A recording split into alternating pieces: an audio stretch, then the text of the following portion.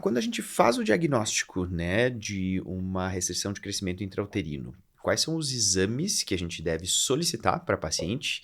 E pensando já também em periodicidade, né, de quanto em quanto tempo a gente deve fazer esses exames. Beleza. Então, assim, saindo do pressuposto que toda paciente vai fazer um morfológico do segundo trimestre entre 20 e 24 semanas, nesse período que a gente começa a ter uma ideia um pouco melhor aí de tamanho, porque a gente está exatamente assim, saindo da fase de hiperplasia, entrando na fase de hipertrofia, se alguma coisa chamar a atenção do profissional, naquele momento já, a gente já vai ficar de olho, ou se o Doppler vier alterado, alguma coisa assim, ou se ela tiver risco para isso, se ela for hipertensa, trombofílica, aquilo que eu falei para vocês. O ideal é que a gente faça ultrassonografias com Doppler seriadas nessas pacientes, que eu suspeito ou que tenha mais risco. E aí depende da patologia, tá? Essa pergunta que você me faz é uma pergunta que não tem uma resposta prática direta, mas Objetiva, assim, né? objetiva. Mas muitos protocolos falam que quando a gente realmente está suspeitando que a gente acompanha a cada 2 semanas, que é um tempo mínimo para a gente conseguir fazer estimativa de ganho de peso, se o Doppler estiver normal, obviamente.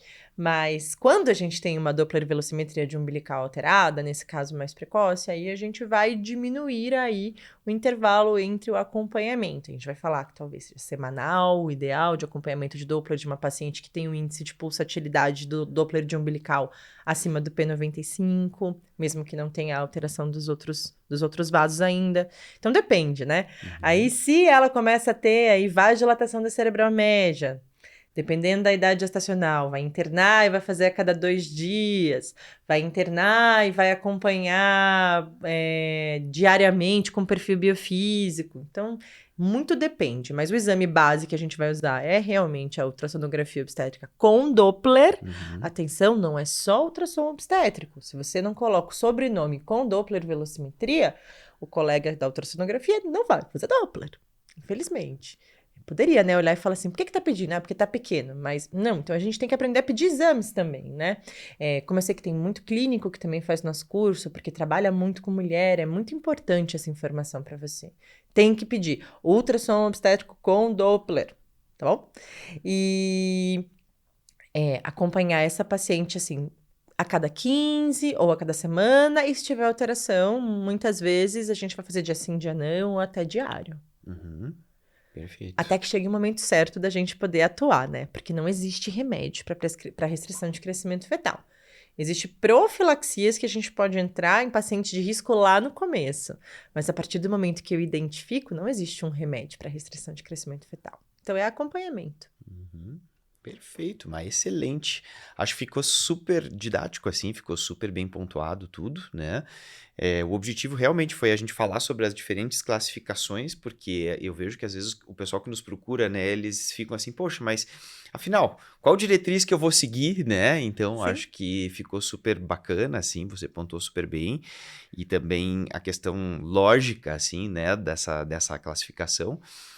E para quem está nos assistindo, eu queria dizer para vocês que a gente vai entrar na parte mais de manejo mesmo, né? De quando fazer o corticoide, quando interromper a gestação, que aí é mais a parte bem específica, né?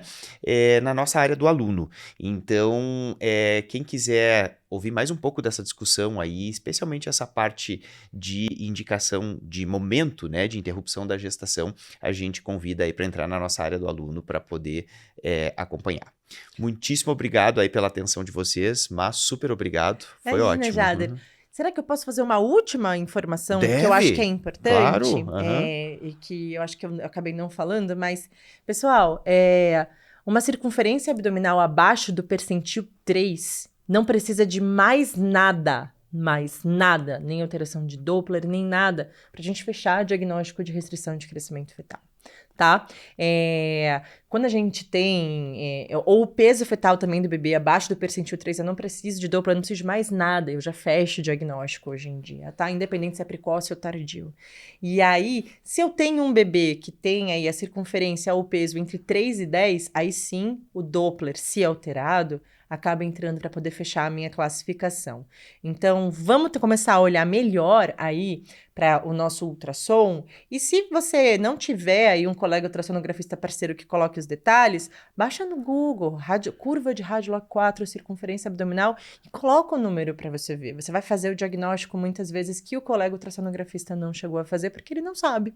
Então, você consegue ficar de olho muito melhor e vai conseguir acompanhar a sua paciente com muito mais delicadeza, muito mais...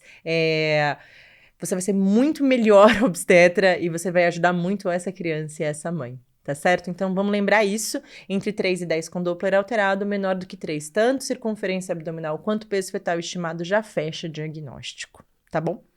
Perfeito, excelente. Muitíssimo obrigado, Má. Imagina, Jader, obrigada a você. Até a próxima. Até.